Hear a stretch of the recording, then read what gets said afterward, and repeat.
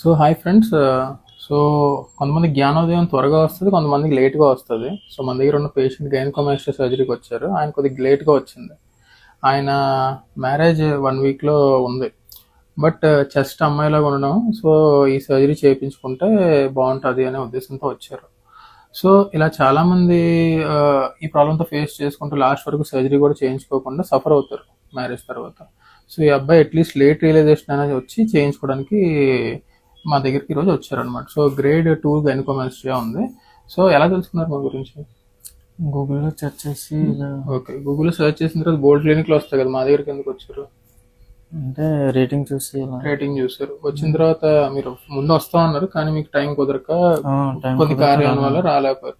So వచ్చారు కదా, మీకు ఎక్స్పీరియన్స్ ఎలా ఉందంటే, వచ్చారు ఈరోజు మీకు సర్జరీ చేయబోతున్నారు కదా, ఫస్ట్ షేవ్ అది చేసుకోమన్నారు, తర్వాత బ్లడ్ శాంపుల్ అది తీసుకొని ఓకే. సో ప్రాసెస్ ఎలా ఉంది, మీకు ఎలా అనిపించింది స్టార్టింగ్ నుంచి? స్టార్టింగ్ బాగానే ఉంది. సో మీరు కూడా ఈ ప్రాబ్లంతో ఫేస్ చేస్తుంటే మ్యారేజ్ దగ్గరలో ఉన్నా సరే కూడా ఈ సర్జరీస్ చేయించుకోవచ్చు. సో మీరు కంగారు పడాల్సిన పని లేదు.